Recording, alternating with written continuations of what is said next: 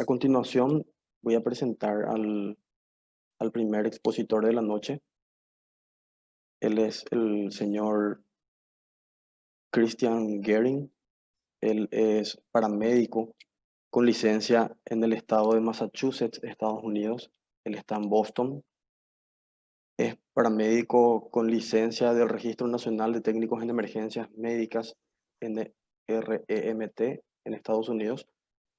Él es profesor de la carrera de técnicos en emergencias médicas para el Northern Essex Community College, paramédico táctico certificado por el International Board of Specialty Certifications, Field Paramedic para el Lawrence General Hospital en Massachusetts, director de educación del Comité Iberoamericano de Medicina Táctica y Operacional, por las siglas CIAMTO, y presidente de Medical Consulting and Training Solutions.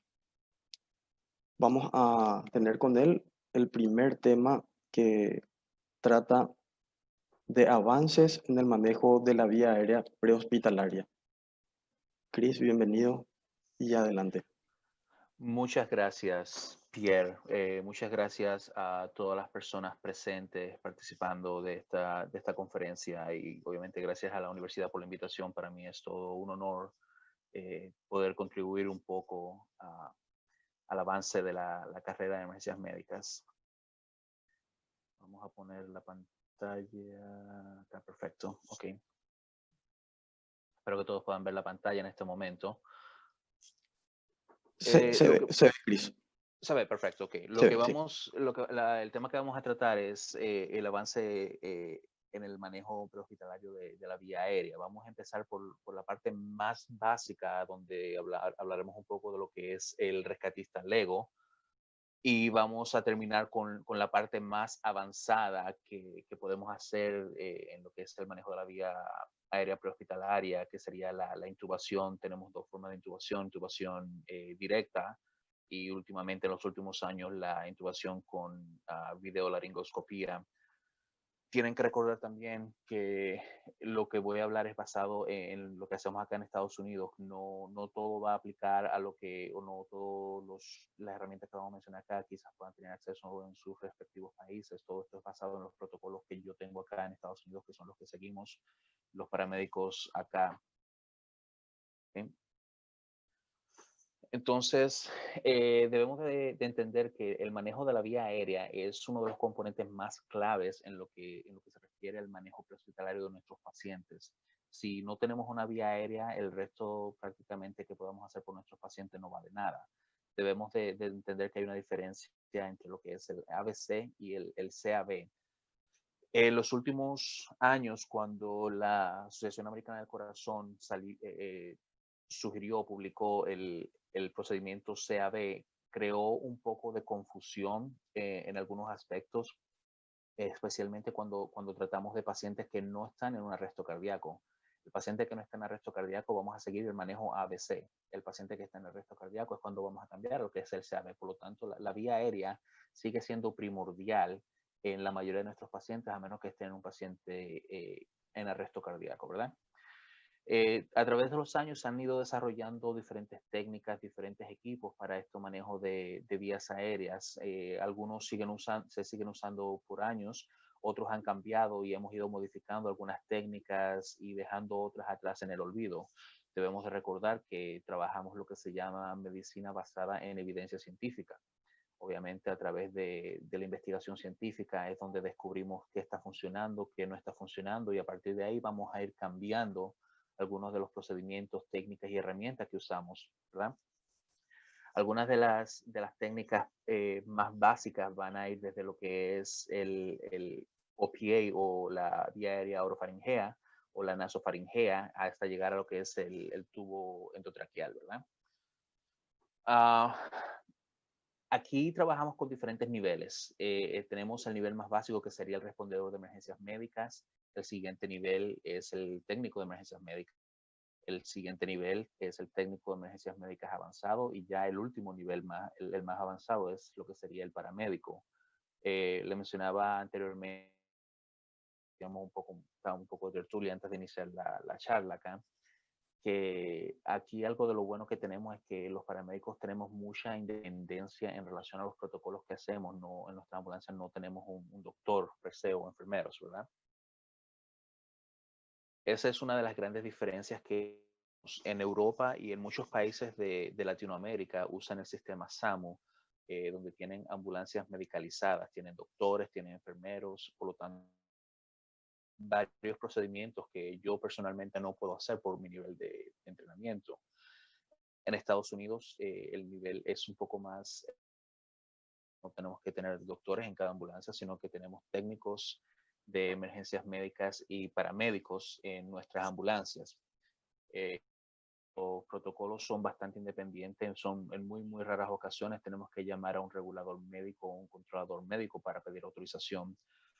Hemos llegado que en muchos casos podemos hacer lo más alto de lo más avanzado en manejo de vía aérea, que es intubación de secuencia rápida, sin la necesidad de tener que llamar permiso a un doctor en muchos casos. Entonces, vamos a empezar con la parte más básica, el manejo de la vía aérea por personal o personal lego, como le queramos llamar. En muchos casos tenemos un poco de problemas con estos proveedores que son las personas que tienen quizás un entrenamiento. En muchos casos están un poco reacios a dar respiración boca a boca porque quizás la persona pueda tener secreciones bucales, restos de émesis, ese tipo de cosas, miedo a infecciones y todo lo demás, ¿verdad? Y a veces el pánico los ataca y no les permiten caer en sus entrenamientos, como nosotros las personas que trabajamos en emergencias médicas entrenamos prácticamente siempre y no dejamos que el pánico nos domine. Pero aún así ellos son parte vital de lo que nosotros hacemos. El hecho de que ellos puedan manejar una simple vía aérea con solamente abrir la vía aérea va a crear un impacto tremendo en el outcome o el resultado final que tenga este paciente, sea que viva o sea que no lleguemos a ese punto, ¿verdad? Entonces empezamos con la parte más básica, la parte de lo que es abrir la vía aérea. En este caso va a ser dependiendo de obviamente si el paciente presenta trauma o no hay trauma. En este caso, un paciente sin trauma, vamos a hacer lo que llamamos un head tilt lift, ¿verdad? Prácticamente empujamos la cabeza hacia atrás. Si pueden ver en la imagen acá, la parte que bloquea la vía aérea, la mayor cantidad de veces va a ser siempre la lengua. Cuando el paciente está inconsciente, la lengua se relaja, cae hacia atrás como un músculo y bloquea la vía aérea. Algo muy común en todos nuestros pacientes que son completamente inconscientes, algo que vemos muy seguido aquí en pacientes que tienen sobredosis por narcóticos, presentan las respiraciones roncorosas y es debido a, aparte de la depresión respiratoria que crean los narcóticos, la lengua cae en la vía aérea y la bloquea. Con solamente hacer esta técnica, una mano en la frente, una mano en la barbilla, en la parte donde está el hueso de la barbilla, echarla para atrás, ya con eso logramos abrir un poco la vía aérea para que nuestro paciente pueda tener acceso o el aire pueda entrar y salir de los pulmones con oxígeno, ¿verdad? La otra que mencionamos, la jaw thrust maneuver, o la maniobra de empujar la quijada hacia arriba. Algo que vale la pena mencionar acá es un error que siempre he visto cometer en muchos proveedores, tanto aquí en Estados Unidos como en muchos países en Latinoamérica. No tenemos un buen procedimiento cuando hacemos esta maniobra. El procedimiento correcto de hacer esta maniobra es los pulgares van a estar en la mejilla del paciente prácticamente. El resto de los dedos van a estar en esta parte acá, donde la mandíbula se conecta con el resto de la cara, en esa conexión acá, y ahí es donde se va a hacer la presión hacia arriba, sin mover la cabeza, ya que obviamente esta maniobra la usamos cuando tenemos un paciente de trauma, ¿verdad? Esta maniobra va a ser lo suficiente para hacer el mismo efecto que el head tiltion lift. Vamos a desplazar la lengua hacia arriba un poco, crear ese espacio para que el oxígeno pueda entrar y salir. Si lo hacemos correctamente, si lo practicamos correctamente, digamos, a una persona que no tiene ningún problema médico, solo por practicarlo, la persona debería de quejarse por dolor. Esto molesta bastante aquí en esta parte y va a doler. Una persona inconsciente, obviamente, no van a sentir el dolor, pero por el estado de inconsciencia no lo van a sentir, no van a tener esa queja. La respiración boca a boca. Personalmente, yo no recomiendo la respiración boca a boca, obviamente, por infecciones y todo lo demás. La Asociación Americana del Corazón dice que sí que deberíamos de hacerla, pero ya nosotros como profesionales de la salud en nuestras unidades deberíamos de tener equipo que prevenga de que nosotros lleguemos al punto de hacer respiración boca a boca, sean mascarillas, sean bolsas de resucitación con reservorio o lo que comúnmente le llamamos el AMBU, ¿verdad? Recuerden, el AMBU es la marca, no es realmente el nombre de esa mascarilla, pero vamos a referirnos por el resto de la charla como AMBU. Entonces, ya cayendo, que es el manejo un poco más avanzado, como mencioné anteriormente, si no manejamos la vía aérea, vamos a perder nuestros pacientes. La vía aérea debe de ser manejada de una manera u otra. Y hay diferentes maneras de hacerlo. Primero que nada, debemos de asegurarnos que el paciente tenga una vía aérea, sea porque nosotros abrimos la vía aérea o sea porque también nosotros necesitamos limpiar esa vía aérea a través de succión. Luego de esto, el siguiente paso para nosotros sería asegurarnos que esa vía aérea se mantenga abierta, se mantenga patente o se mantenga, no recuerdo cuál es el otro término que usan en Latinoamérica, pero por lo menos esa que utilizamos Permeable. nosotros. Permeable, sí, perdón, gracias. Muchas veces el manejo de nuestra vía aérea va a estar limitado por los protocolos que tenemos establecidos. Cada país tiene reglamentos diferentes. Recuerden que cada país tiene protocolos diferentes de actuación para ustedes. Lo que vamos a discutir aquí no les da autorización a ustedes a exceder sus protocolos. Mantengan en cuenta que deben de siempre seguir sus protocolos locales dictados por sus directores médicos. ¿Okay? No digan que fuera una conferencia mía y yo les dije que podían hacerlo, por favor, no me pongan en problemas a mí. Ok, entonces empezando dentro de los niveles de la parte de emergencias médicas, lo vamos a dividir basado en los niveles y la práctica de cada uno. Recuerden, basado en las prácticas que tenemos acá en Estados Unidos. El respondedor de emergencias médicas, que es el nivel más básico que tenemos, y el siguiente nivel, que sería el técnico de emergencias médicas. Las intervenciones que ellos hacen son consideradas no invasivas, ¿verdad? Y son realmente básicas. Empezamos con lo que es la apertura de la vía aérea usando las maniobras que mencionamos anteriormente y luego vamos a hacer una succión de la vía aérea para asegurarnos que no haya ningún residuo de sustancias como vómitos, saliva o émesis en la vía aérea. Y luego vamos a usar lo que llamamos vías aéreas adjuntas para asegurarnos que esa vía aérea se mantenga presente. Mencionamos la cánula nasofaringea y la cánula orofaringea.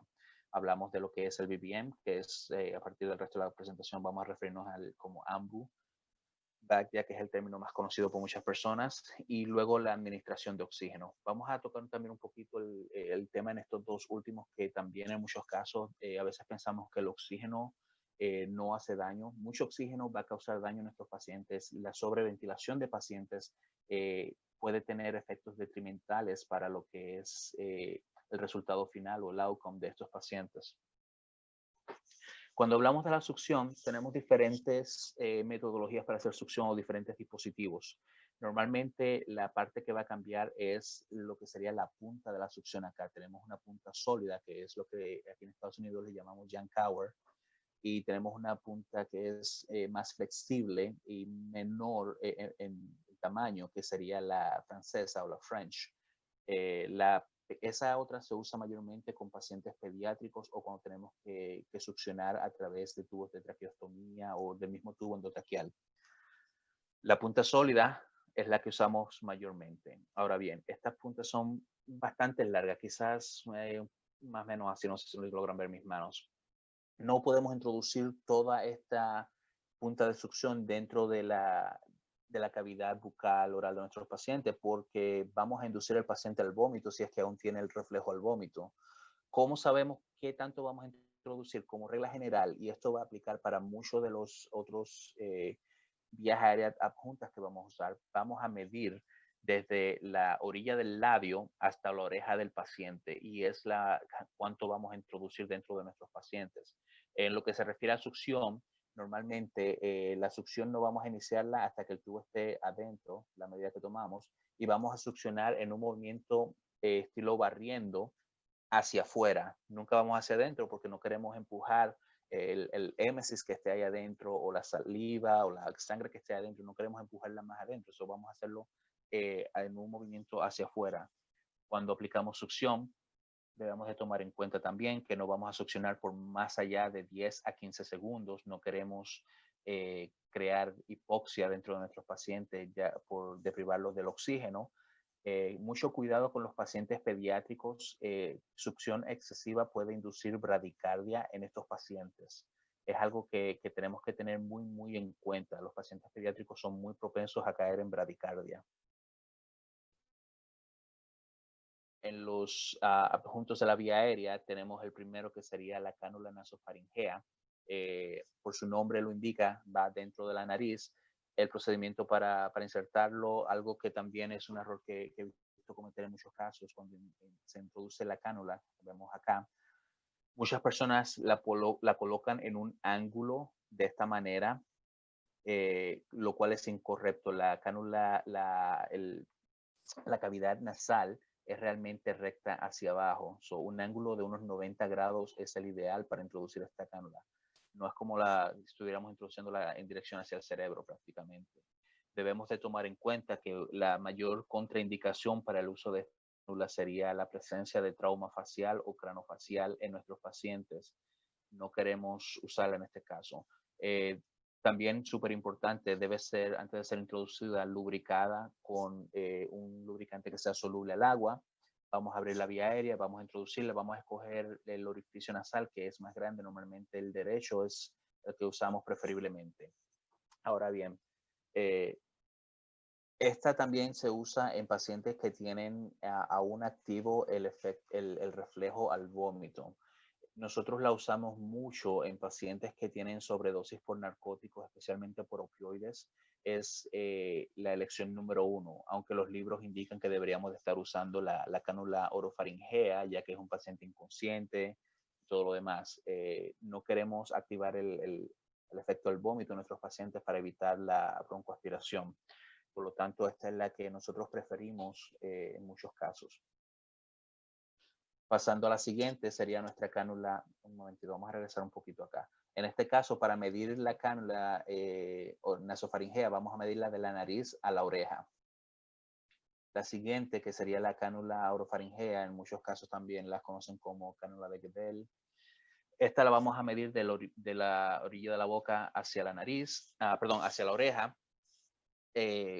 Se nota que es curva, por lo tanto va a entrar con la punta de la cánula apuntando hacia el cielo de la boca hasta que encontremos resistencia. Luego de esto se va a girar unos 180 grados y los flaps de la cánula deberían de descansar en los labios del paciente. Esto lo que va a hacer es que va a mantener la lengua en su lugar y va a mantener nuestra vía aérea abierta. La contraindicación para este tipo de cánula es si el paciente aún presenta reflejo al vómito. Si es así, vamos a cambiar a lo que es la cánula nasofaringea. Esta es la que usamos siempre nosotros, la escogemos mayormente solo para personas que están en arresto cardíaco, ya que en realidad es el único paciente que nunca va a tener el reflejo al vómito aún activo. Aunque, como mencioné anteriormente, el libro, si leemos los libros y los manuales, van a indicarnos que esta cánula debería ser usada en todos los pacientes que están inconscientes como primera opción. En la ventilación, debemos de tener mucho cuidado con la ventilación cuando usamos el AmbuVac o el BBM. Primero que nada, es súper importante que mantengamos un sellado perfecto alrededor de la persona, del paciente. Vamos a usar lo que la Asociación Americana del Corazón le llama el clamp S. Una C acá formando presión en la cara y la E acá agarrando la parte huesuda de la mandíbula y empujándola hacia atrás, haciendo el efecto del head tilt lift para abrir la vía aérea, y luego vamos a apretar nuestra BBM, ¿verdad? Cosas que son importantes. Es preferible, si es posible en todo momento, usar la técnica de 2 personas. Va a mantener un mejor sellado en la mascarilla, va a mantener una mejor apertura de la vía aérea mientras la otra persona aprieta acá. La Asociación Americana del Corazón recomienda que solo apretemos el ambú hasta que veamos movimiento del pecho.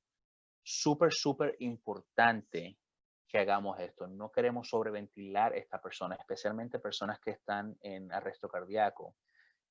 Tenemos muchos problemas con eso. El más común que todo el mundo conoce es la regurgitación gástrica, donde el resto del aire que no llega a los pulmones se va al estómago, el estómago se infla, el resto del aire que no, cuando ya el estómago no tiene espacio para más aire, el aire sale trayendo vómito consigo, algo de ese vómito va a terminar en los pulmones de nuestros pacientes. Perfecto, esa es la parte más básica que todo el mundo sabe. Vamos ahora a la otra parte que es mucho más importante que esto realmente. Cuando sobreventilamos nuestros pacientes con el AmbuVac, el problema que vamos a tener es que vamos a tener un incremento en la presión intratorácica de estos pacientes. Esta presión intratorácica va a poner presión en lo que sería la vena cava, que es la que trae el retorno sanguíneo al corazón.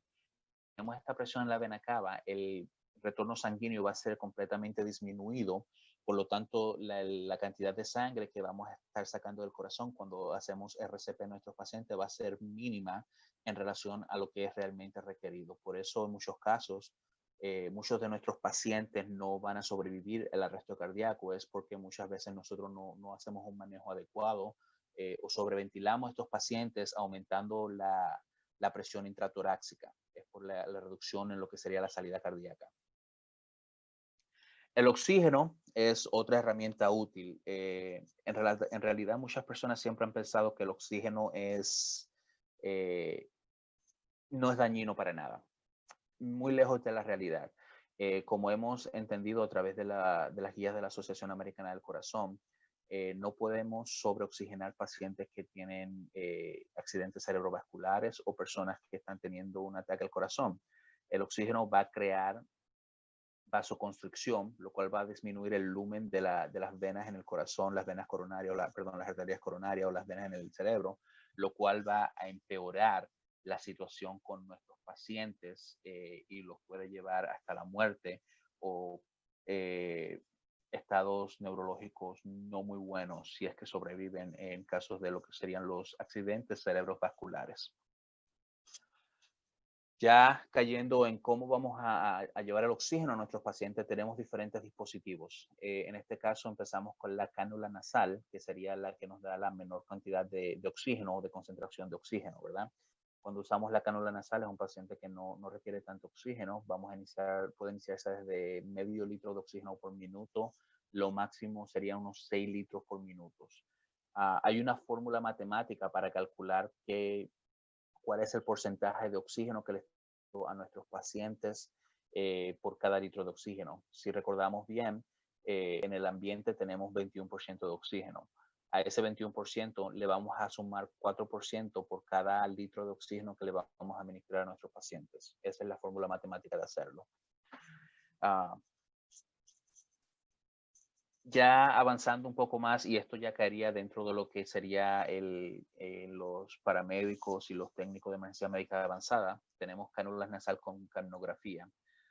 Muchas veces usamos la pulsoximetría, pero debemos recordar que cuando usamos pulsoximetría en nuestros pacientes, ese número que estamos leyendo no es en vivo. Ese número pasó hace unos 30 años, hay un pequeño retraso en la lectura. Cuando usamos capnografía es un número en vivo que estamos recibiendo y obviamente es una lectura del CO2 que está expulsando a nuestros pacientes, lo cual nos dice varias cosas.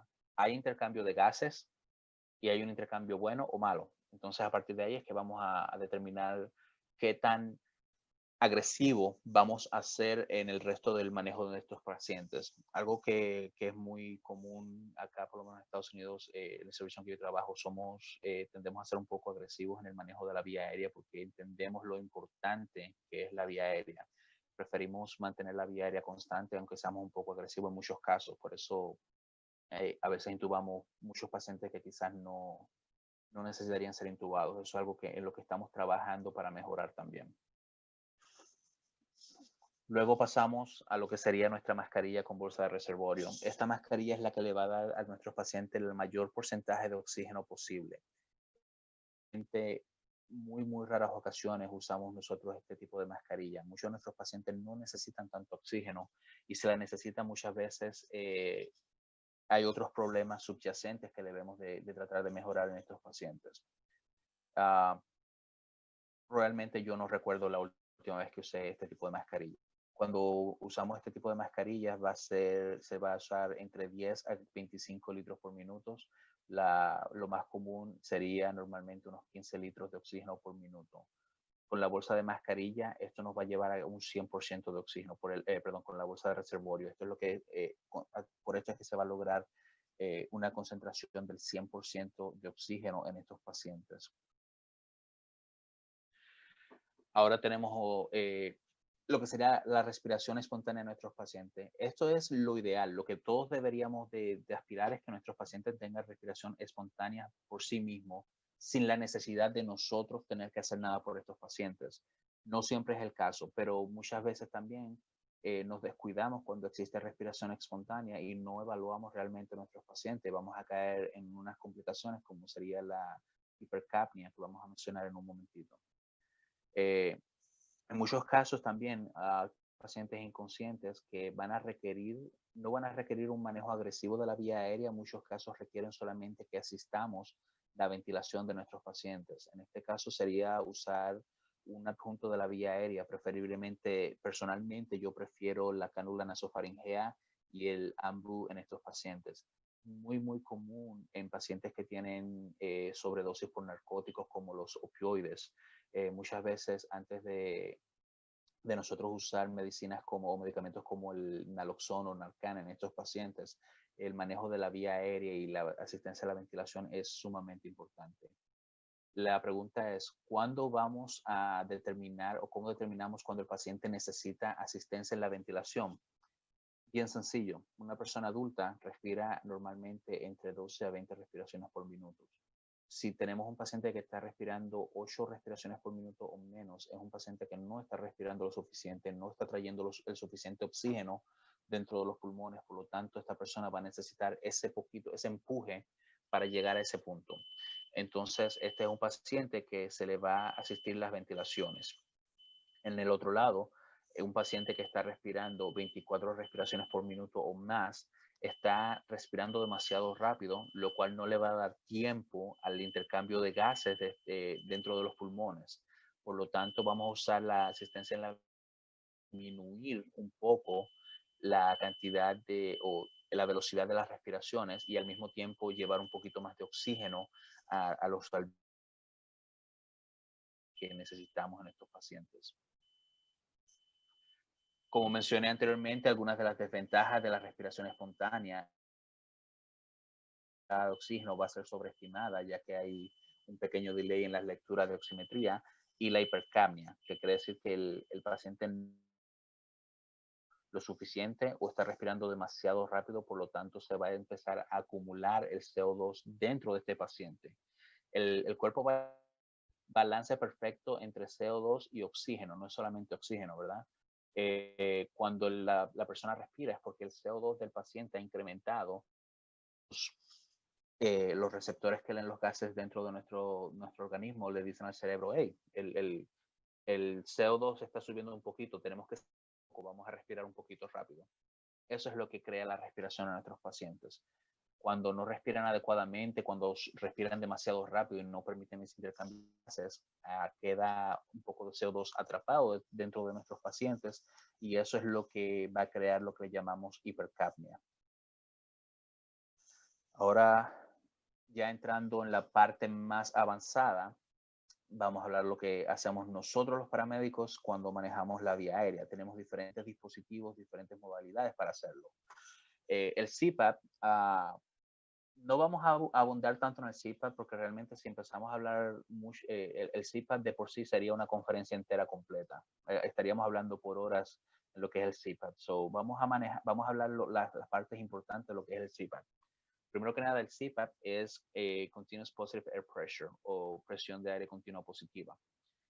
¿Cuándo la vamos a usar? Es algo que es relativamente nuevo en el manejo prehospitalario y cuando digo relativamente nuevo estoy hablando de quizás unos 10, 15 años más o menos en el sistema prehospitalario. El uso del CPAP ha creado una disminución en pacientes que requieren intubación. Realmente lo que hace el CPAP es que lleva la presión, mantiene una presión continua de oxígeno dentro de los pulmones. Al lograr esto, se usa para diferentes condiciones médicas. Una de las más notables sería lo que nosotros llamamos CHF o Congestive Heart Failure, fallo cardíaco congestivo, o edema pulmonar, donde hay una acumulación de líquidos en los alveolos, en los pulmones, ¿verdad? Esta presión de oxígeno va a lograr diferentes cosas. Va a prevenir o también va a darle una reversa a lo que es la atelectasis, el colapso del alveolo, y también va a empujar el oxígeno, perdón, el líquido, los fluidos que se están acumulando dentro del alveolo, y nos va a dar más alveolo para poder lograr intercambio de gases y va a mejorar la respiración de estos pacientes. Por otro lado, también la usamos con pacientes que tienen asma. En el asma, los bronquios se constricten, crean una constricción, se disminuyen. Esto va a mantener a los bronquios un poco más abiertos para lograr mejor intercambio de gases, aire entrando y saliendo de nuestros pacientes, ¿verdad? También la vamos a usar en pacientes que tienen neumonía, ese tipo de cosas. Cualquier cosa que sea una obstrucción dentro de los pulmones, líquidos dentro de los pulmones, flema dentro de los pulmones, es cuando vamos a usar el CPAP para mantener el alveolo abierto, para revertir la telectasis en los alveolos y demás. Algunas de los problemas con el CPAP es que tiene ciertas contraindicaciones que no son muy favorables. Por ejemplo, un paciente que tiene una presión o tensión arterial menor de 90 sistólica, no podemos usar el CPAP.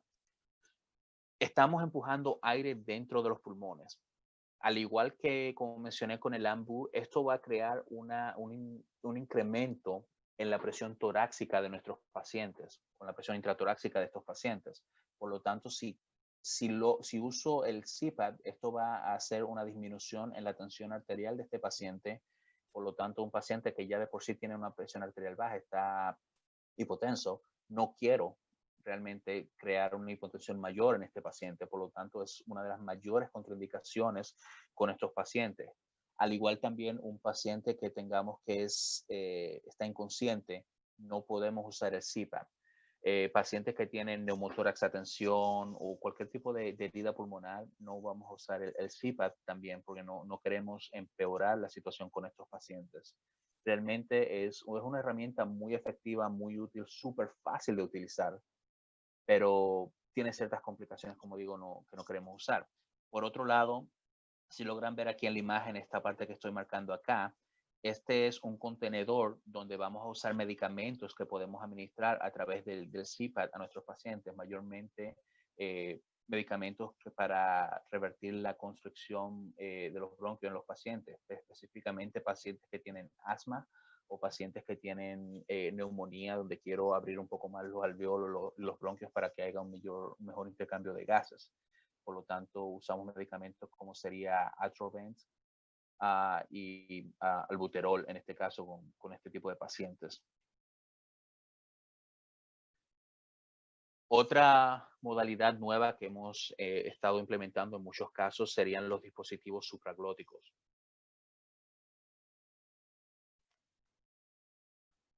Súper fácil de usar, requiere mucho menos entrenamiento que lo que sería una intubación endotraqueal en nuestros pacientes, es mucho menos invasiva, obtienes mejor ventilación con el ambu bag si estuvieras usando el ambu bag solo.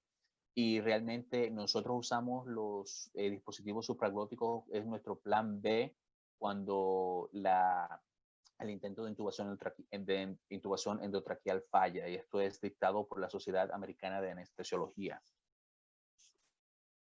Problemas con los dispositivos supraglóticos: no protegen realmente la tráquea, y un paciente puede, cuando vomita, pueden aspirar y entrar en una bronconeumonía. Crean lesión de tejidos blandos, pueden crear lesiones en las vías respiratorias. Si no los usamos debidamente, creemos que estamos ventilando a nuestro paciente y vamos a inducir hipoxemia, al igual que también podemos inducir hipercarbia en estos pacientes. Si los sobreventilamos, en muchos casos podemos producir lesión en las cuerdas vocales, lo cual también puede ocurrir con un tubo endotraqueal.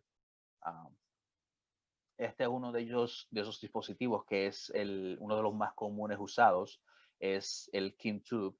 Como pueden ver, este tubo es pequeño, se usa basado en el peso del paciente en kilogramos. Tiene dos balones, uno acá y otro acá. Cuando es introducido, se inflan ambos balones y crea un sellado acá, podemos ver, ya tenemos nuestro acceso a la vía aérea y vamos a ventilar a nuestros pacientes. ¿Qué tan efectivo es? 75% más o menos efectivo en muchos casos. Es tan fácil de usar que nosotros no es solamente usado por paramédicos, en muchos casos, muchos estados tienen excepciones donde se les permite a los técnicos de emergencias médicas básicos usar este dispositivo, pero solamente en casos de pacientes que están en arresto cardíaco. Nuestro siguiente dispositivo supraglótico es el que llamamos el iHealth. Es relativamente nuevo, más o menos quizá unos 5 años en el mercado, quizás menos.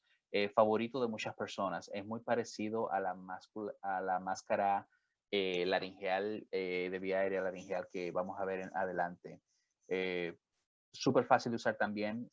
La diferencia es que esta mascarilla que está aquí, que es la que va a estar en la laringe, no se desinfla, se mantiene siempre inflada, solamente se le coloca lubricante y se introduce.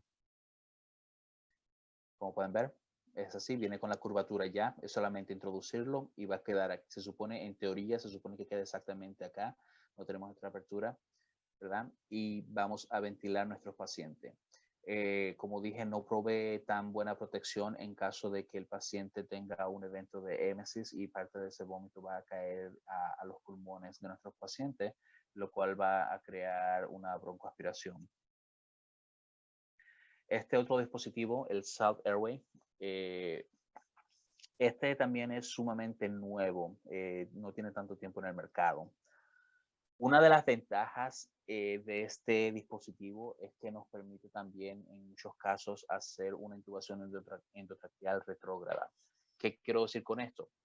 Esta apertura acá afuera es suficientemente grande que el tubo endotraqueal puede pasar por acá y acá tiene una apertura, lo cual va a permitir que el tubo endotraqueal llegue hasta sobrepasa el esófago y caiga ya entre medio de las cuerdas vocales, ya para poder ventilar a nuestro paciente mejor, ¿verdad? Esta sería la máscara laringeal parecida al gel que mencionamos anteriormente. Una diferencia grande es que la máscara en sí, la parte de la máscara, puede ser inflada o desinflada de acuerdo a lo que necesitemos. Aquí tienen la parte donde se le coloca una jeringuilla y se infla con aire. Algo que tenemos que tener en consideración es que debemos de tener sumo cuidado cuando inflamos esta mascarilla. No queremos sobreinflarla, ya que ahí es donde vamos a caer en daño a las cuerdas vocales, daño a la vía aérea, al tejido blando, todo lo demás. Podemos crear este infarto en las cuerdas vocales y demás. No queremos hacer eso, especialmente en los músculos también de de la vía aérea. Este es el CombiTube o el tubo combinado. Ha caído un poco en desuso. No lo he visto mucho últimamente en los últimos años. En teoría es similar al KimTube en esta parte de acá abajo, ya que tenemos dos balones. La diferencia es que tenemos dos tubos prácticamente. Aquí es prácticamente adivinar. Tomas un tubo, ventila ese tubo. Si tenemos elevación del pecho, estamos en el tubo correcto. Si no hay elevación del pecho y vemos elevación del estómago, cambiamos al otro tubo, realmente. No soy muy fanático en lo personal de este, creo que lo he usado no más o menos unas 10, 20 veces en pacientes. No, en lo personal no soy muy fanático y como mencioné anteriormente, ha caído un poco en desuso en los últimos años en relación a otros dispositivos supraglóticos como es el KimTube, que ha subido en favoritismo en relación a otros. La intubación endotraqueal, ya cayendo en el último parte de dispositivos que usamos, es el estándar dorado. Es lo que todos queremos hacer como paramédicos porque, wow, qué cool, puedo intubar a un paciente. No es solamente pasar un tubo por las cuerdas vocales, requiere mucho más práctica realmente, requiere horas y horas y horas de entrenamiento. Yo recuerdo en mi pasantía cuando terminé la parte didáctica de mi clase de paramédico. En la pasantía, parte de la pasantía, tuve que hacer unas 30 horas en la sala de operaciones, donde tuve que intubar unos 20 pacientes de manera exitosa para que me dieran el ok para pasar al siguiente paso. Y aún así, ya como paramédico, por lo menos en nosotros, cada cuarto de año nos requieren cierta cantidad de intubaciones exitosas para poder tener nuestra certificación de la secuencia rápida de intubación. Si no logramos esa cantidad de intubaciones, nos envían a la sala de operaciones otra vez a completar y hacer un refrescamiento en este tipo de intubaciones. Lo bueno del tubo endotraqueal permite ventilación positiva con el AmbuVac. Va a proteger a nuestros pacientes de la broncoaspiración.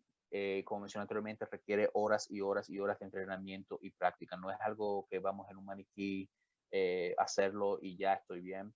Realmente no es lo mismo, por más que realistas que sean los maniquí que se usan hoy en día, no es lo mismo que hacerlo en una persona. Algo que debemos de tomar en cuenta es cómo vamos a confirmar el posible. En este caso, cuando trabajamos dos paramédicos en la ambulancia, normalmente cuando yo estoy intubando, yo le digo a mi, mientras voy haciendo la intubación, le compañero todo lo que estoy viendo en la vía aérea y le explico cuando veo que el tubo está pasando por las cuerdas en este momento. Luego de esto, sellamos el balón. El compañero mío va a confirmar que el tubo está en el lugar correcto, auscultando los pulmones. Yo ventilo el ambú y el compañero mío va a auscultar. Los pulmones, perdón, no son la primera que se ausculta, sino el estómago, para escuchar que no hay aire entrando en el estómago. Luego se auscultan los pulmones para asegurarse que hay aire entrando a los pulmones. Esa es la manera más fácil de confirmar el tubo endotraqueal. Luego de esto, el estándar dorado de confirmación es la capnografía. El dispositivo se coloca al final del tubo endotraqueal y va conectado a nuestro monitor cardíaco y nos da una lectura de capnografía donde podemos ver que hay intercambio de gases y tenemos una confirmación eléctrica del tubo endotraqueal. Mencioné anteriormente que protege contra la aspiración. Súper importante que quizás seamos el máster en intubaciones, pero siempre hay que tener un plan B en caso de, de que la intubación falle. En nuestro caso son los dispositivos supraglóticos y ya como última instancia es la vía aérea quirúrgica, la cricotiroidotomía. Eso ya es lo último que nuestra última opción antes de cuando fallamos la intubación endotraqueal en nuestros pacientes por diferentes motivos. Hay diferentes cosas que van a jugar en contra de nosotros en intubaciones. Pacientes obesos, líquidos, sangre en la vía aérea, muchas cosas más. Pacientes que tienen la lengua súper grande, todo ese tipo de cosas van a ser juego contra nosotros. Súper importante también, históricamente se nos enseña que este balón que está acá abajo, que es el que va a asegurar el tubo endotraqueal, debe ser inflado completamente. No necesitamos tanto oxígeno o tanto aire, perdón, dentro de este balón, ya que va a poner presión en las cuerdas vocales, va a infartar las cuerdas vocales, va a crear lesión en el tejido blando interno de la vía aérea y todo lo demás. Unos 6 mililitros de aire es suficiente realmente para completar ese sellado.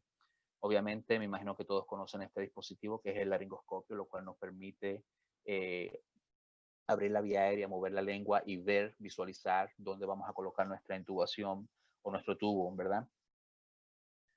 Es la manera correcta de hacerlo, obviamente. No voy a entrar en detalles en la intubación, cómo hacerlo, todo el procedimiento realmente, porque al igual que el CPAP, si entramos en detalles, vamos a hablar horas y horas y horas solamente sobre lo que es intubación.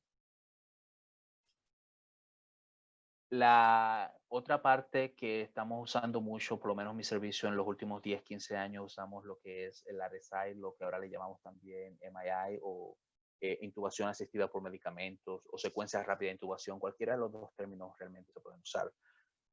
¿Qué quiere decir esto? En una persona consciente, si intentamos colocar un tubo endotraqueal, vamos a inducir a la persona al vómito. No podemos usarlo en personas conscientes, pero muchas personas, aún estando conscientes, necesitan ser intubados por diferentes motivos, ¿verdad? ¿Qué hacemos nosotros? Usamos medicamentos para paralizar a esta persona, sedar, paralizar y luego lograr esa intubación. Es un método un poco riesgoso porque si fallamos, recuerden que paralizamos a esta persona, quiere decir que esta persona no va a estar respirando por sus propios medios. Nosotros vamos a tener que asumir la respiración por esta persona. Por lo tanto, depende qué tipo de fármaco usemos para para paralizar a esta persona, el efecto puede durar bastante tiempo. Como mencioné anteriormente, usamos succinylcolina, tiene un efecto corto. Si usamos becuronium o rocuronium, el efecto es mucho más largo. Así que tenemos que ser cuidadosos con qué vamos a usar esto. Como dije, tienen que ser muy, muy, muy buenos en intubación para poder lograr esto. Recuerden que prácticamente paralizamos todos los músculos de nuestros pacientes, incluyendo los músculos que hacen la respiración en nuestros pacientes. Así que si fallamos, nosotros vamos a tener que respirar por este paciente. Ya por último, que sería la parte más nueva en los últimos quizás 5 años o menos, son los laringoscopios con video. Muy, muy buenos. Hacen la intubación mucho, mucho más fácil. De hecho, lo usan mucho en educación en todos los institutos nuevos para medicina que hay acá en Estados Unidos. Se está usando mucho. Muy común en la sala de operaciones. Los anestesiólogos adoran estos diferentes dispositivos. Lo bueno de este dispositivo es que en la cámara también se puede grabar todo el procedimiento, se pueden tomar fotos, por lo tanto tomamos fotos de la vía aérea. Si encontramos alguna obstrucción o algo no nos permite intubar, grabamos todo el procedimiento, lo cual puede ser usado después para motivos de educación, para otros paramédicos, o también para cuando hacemos evaluación de control de calidad. Algo súper importante para nosotros. Siempre nos mantienen un proceso de control de calidad, que es lo que ven acá, QI, es control de calidad.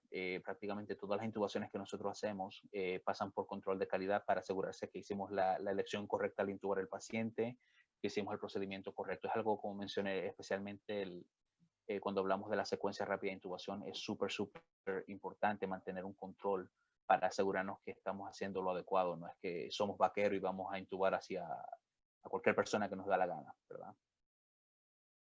Acá encontré este video de uno de esos dispositivos que es el que usamos nosotros en nuestra ambulancia. Este es el AirTrack. Luego les voy a enseñar unos que nosotros hemos hecho nosotros mismos. A ver. Una ventaja de este dispositivo, el tubo puede ser colocado en este canal que está acá. Se coloca que quede exactamente detrás de la cámara. Vamos a usar succión para limpiar los fluidos y luego vamos a tener acceso a nuestra vamos a ver la valléscula, la epiglotis, todo eso, como pueden ver acá. Súper, súper fácil de usar. Lo hemos usado mucho, especialmente ahora en tiempos de COVID, ya que nos permite mantener cierto distanciamiento de la vía aérea, nos crea un layer más de protección. Obviamente usamos todo el equipo de protección personal, ¿verdad? Ahí pueden ver en la pantalla estos serían las cuerdas vocales de nuestros pacientes. Este es el tipo de visualización que con este dispositivo precisamente. Si falla, si no logran ver eso, la opción es retirarlo un poco hacia atrás y ya luego, como pueden ver, nos da una visualización mejor de lo que serían las cuerdas vocales por donde vamos a introducir nuestro tubo endotraqueal, ¿verdad? Como mencioné anteriormente, comunicación es súper importante. En este momento yo estaría comunicando a mi compañero, ok, logro ver las cuerdas vocales, ahora estoy viendo las vocales, perfecto. Si se fijan acá, miren la cantidad de aire que esta persona puso en el tubo endotraqueal, no fueron 10 cc, 6 más o menos, ¿verdad? Este siguiente video, estos videos son tomados nosotros en el trabajo de nosotros. Son 3 videos de intubaciones. 2 de esos lo hice yo personalmente en pacientes. Yo tomé la cámara un momento y grabé el video desde poder ponerlo en esta presentación. Así que estos son pacientes en vivo. No se preocupen, no se ve nada que vaya a identificar el paciente, solo lo estamos viendo dentro del. Aquí logran ver las cuerdas vocales del paciente y el tubo pasando por las cuerdas vocales, ¿verdad? Y solamente tomó menos de 20 segundos para hacer esa intubación. ¿Ven? Ese es uno de ellos. Vamos a parecido también a otro paciente. Este me tocó a mí también. Aquí vemos también lo mismo, vemos succión.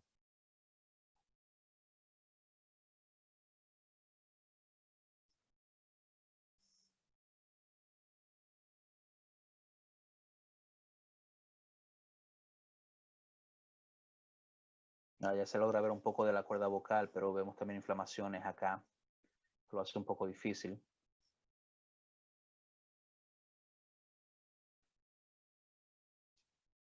Este toma un poco más de tiempo por necesitaba un poco más de succión al paciente.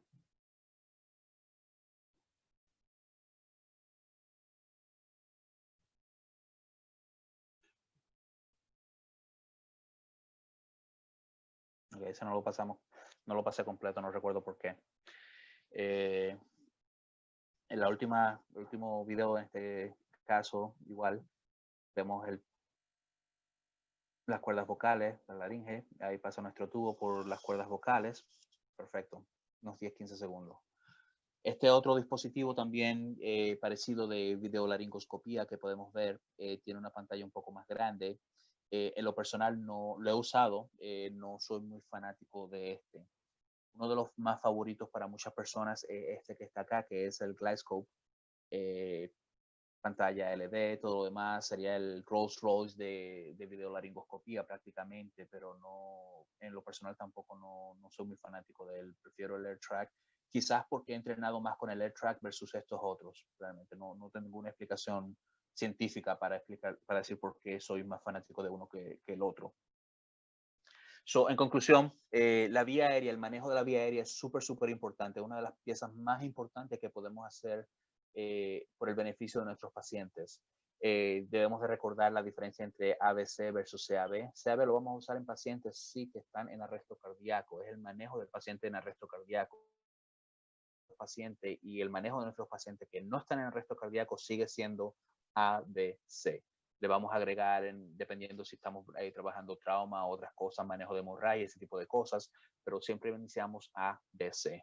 Y como mencioné anteriormente, tenemos diferentes niveles de práctica. Les expliqué desde el paciente, desde el técnico básico hasta el paramédico. Esos son todos los diferentes niveles que tenemos acá y cada uno tiene diferentes competencias donde los dispositivos que usamos son más avanzados o más básicos de usar. Eso es todo de mi parte. ¿Preguntas? Muy bien, Chris. Brillante tu presentación. Muy, Gracias. muy interesante, realmente. Y sí, justamente tenemos una pregunta. Es de Gabriel Cavadiana. Dice, cuando se toma la decisión de intubar a un paciente, ¿por cuánto tiempo debe estar sedado? Pregunta Gabriel. Eh, la sedación de este paciente, estamos hablando en este caso de una secuencia rápida de intubación. Normalmente unos 5 o 10 minutos, realmente, porque mientras tanto, en lo que tú preparas el equipo, desde que inicias, desde que tomas la decisión hasta que el tubo pasa por las cuerdas vocales, te va a tomar más o menos no menos de 5 minutos, máximo 10 minutos, donde inicias la sedación o la inducción del paciente hasta que tienes todo tu equipo preparado, obviamente. Estás hablando de prácticamente 5 o 10 minutos, ¿no? Y si lo hacen en el nivel prehospitalario es algo que sucede rápido. Por eso se le llama secuencia rápida de intubación. Sin olvidar, obviamente, que debemos de preoxigenar estos pacientes bastante antes de proceder a la intubación. Correcto. Entonces, está respondida la pregunta de Gabriel y no vi que hayan hecho otras preguntas. Diego, ¿vos no tenés otras preguntas aparte de la de Gabriel? No, en este momento no tengo ninguna pregunta. Al menos en el chat no vi ninguna otra pregunta. Ahora, si quieren hacerla, vamos a tratar de evacuar. Ent- Entonces, Chris, aparentemente estuvo muy clara tu ponencia. Realmente, como, como dije recién, brillante. Se nota que tenés mucha experiencia allá en Estados Unidos. Si puedes comentarnos para poder mantener la certificación o acreditación para manejar la vía aérea de manera avanzada, o sea, realizar intubación endotraqueal. ¿Cuántas intubaciones cada 3 meses deben hacer para poder mantenerse entrenados? Y si no lo hacen, ¿qué es lo que deben hacer para volver a Ok, acreditarse? para mantener la certificación como paramédico, la que me permite hacer una intubación endotraqueal en paciente cualquiera sin medidas avanzadas, solamente necesito recertificar mi licencia como paramédico cada 2 años, solamente completar la cantidad de horas de educación continua. Para hacer la parte de secuencia rápida de intubación, cada 3 meses necesitamos un mínimo de 15 intubaciones.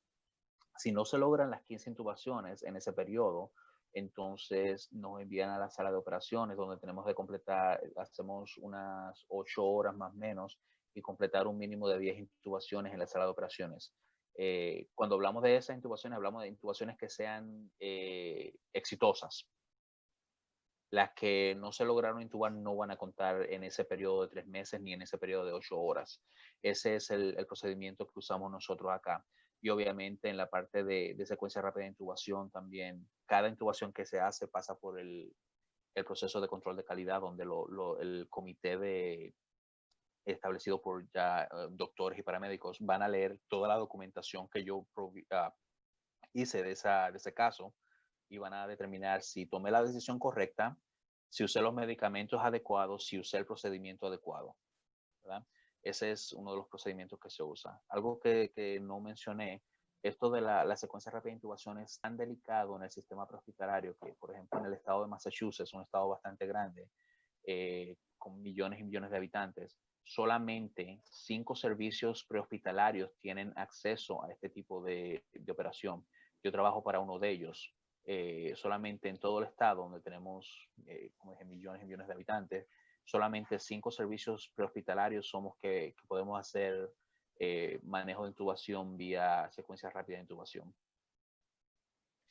Correcto. Sí, para poner en perspectiva la importancia de estar bien entrenados para poder hacer un manejo avanzado de las vías aéreas, ya que hay muchos que, si bien el gold estándar del manejo de la vía aérea es la intubación, hay muchas personas que cuentan en sus ambulancias con equipos para manejo avanzado de la vía aérea, pero tal vez no están lo suficientemente entrenados, y aquí en nuestros medios hay muchas personas que creen que por de repente ver videos en YouTube, ver tutoriales o algo así, tienen la capacidad de meter el tubo en la garganta.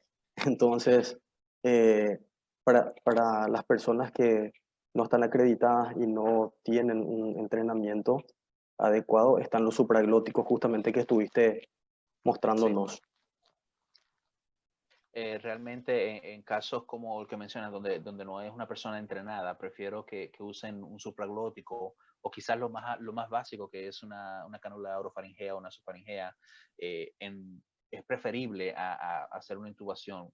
El problema de la intubación es que si no tienes el conocimiento adecuado de la vía aérea, si no lo practicas constantemente, puedes que intubes el estómago.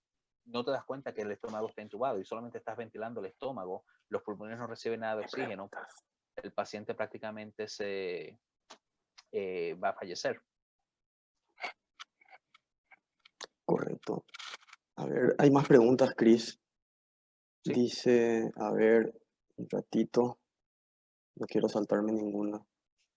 Dice Evelyn Acosta, ¿podrían hablar? Bueno, antes de la pregunta de Evelyn, hay muchísima gente conectada.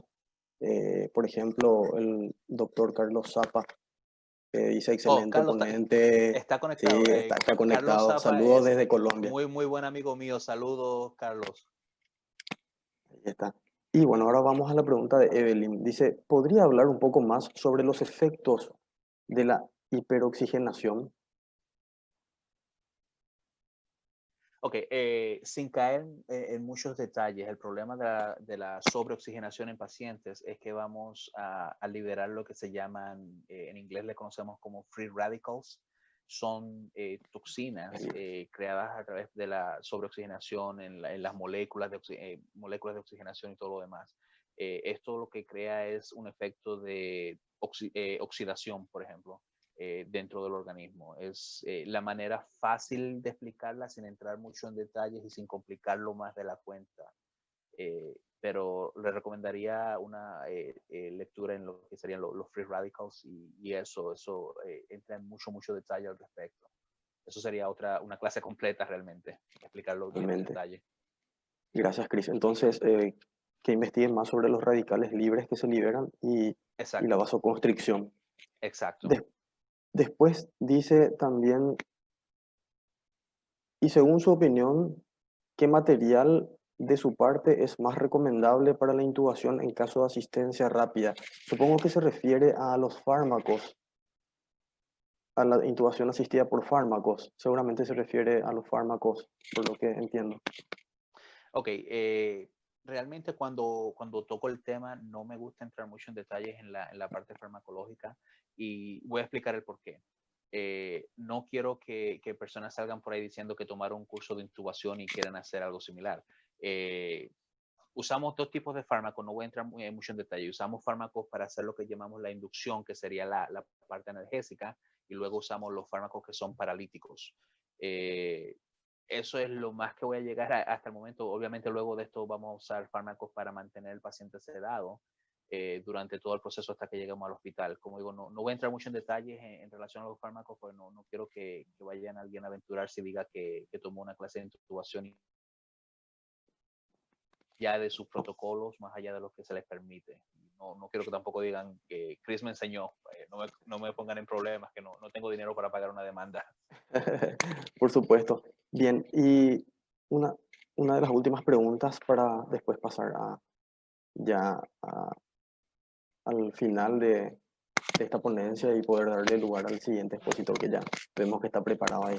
Dice Ángel Segovia, en pacientes politraumatizados con trauma de tórax, ¿qué se recomienda o cuál es la opción mejor o cuál es la mejor opción para ventilar los pulmones? Realmente la opción más básica, el AMBU. Lo que tenemos que tener en cuenta es que hay un trauma envuelto, por lo tanto tenemos que tener mucho cuidado en cómo vamos a ventilar, cómo vamos a abrir la vía aérea. ¿Vamos a usar un head tilt lift o vamos a usar un jaw thrust? Esa es en la parte básica. En la parte avanzada, este es un paciente que yo, dependiendo del estado del paciente, terminaría quizás entubado y no tendría que preocuparme tanto de la parte traumática en las cervicales, ya que una vez intubado y con el cuello cervical no hay movimiento realmente en esa parte. En relación al trauma de tórax, lo otro importante que tenemos que tener es que mantener una evaluación constante de los pulmones, ya que si hay alguno de los pulmones que está afectado, puede que ese pulmón pueda colapsar y tengamos que entrar en lo que sería una descompresión de tórax y ya cosas más avanzadas. Pero para responder la pregunta, realmente empezamos por lo básico. Algo que siempre aprendí ya como paramédico y ya después que tuve acceso a todo este tipo de cosas, siempre me dijeron, siempre empieza por lo básico. Siempre inicias por lo básico. Lo básico va siempre primero antes que lo más avanzado. Así que empieza por lo básico. Usa el AMBU bag y maneja la vía aérea de acuerdo a si hay trauma o no. Excelente. También, bueno, hay muchas felicitaciones, Chris. Pablo Gracias. Medina dice excelente ponencia. Bueno, un montón de gente que está agradeciendo y le gustó tu presentación. Y bueno, Chris, realmente eh, estoy muy agradecido. La Universidad Centro Médico Bautista está agradecida contigo por esta presentación brillante que hiciste, aportando al conocimiento de los técnicos en emergencias médicas ya formados y a los que están en formación. Entonces, vamos a ver seguramente cuándo volvemos a encontrarnos, tal vez por SIAM, todos Sí, estos grupales que nuestro amigo el doctor Ramón Reyes crea siempre y nos sí, encontramos sí, por ahí. claro, claro. Te agradezco mucho. Si quieres dar unas palabras finales. No, esto quiero darle a todos ustedes las gracias por primero haberme invitado. Es para mí un gran honor haber compartido un poco de lo que sé con ustedes y quizás contribuir un poco al conocimiento y crecimiento profesional de ustedes. También un honor para mí compartir un escenario como este con otros instructores de, de fama, de reputación quizás más grande que la mía. Solamente quiero recordarles a ustedes, recuerden, medicina basada en evidencia es lo que practicamos, es lo que profesamos y es lo que debemos de hacer. Y a final de cuentas siempre recuerden, vamos a hacer siempre lo mejor por nuestros pacientes. Primero, no hacer daño a nuestros pacientes. Muchas gracias a todos por haberme invitado.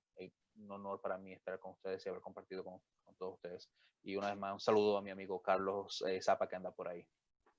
Muchas gracias, Chris. Un abrazo desde acá y Gracias. vamos Gracias. a estar reencontrándonos. Gracias. Así es. Nos mantenemos en contacto, Pierre. Un abrazo. Gracias igual. Yo.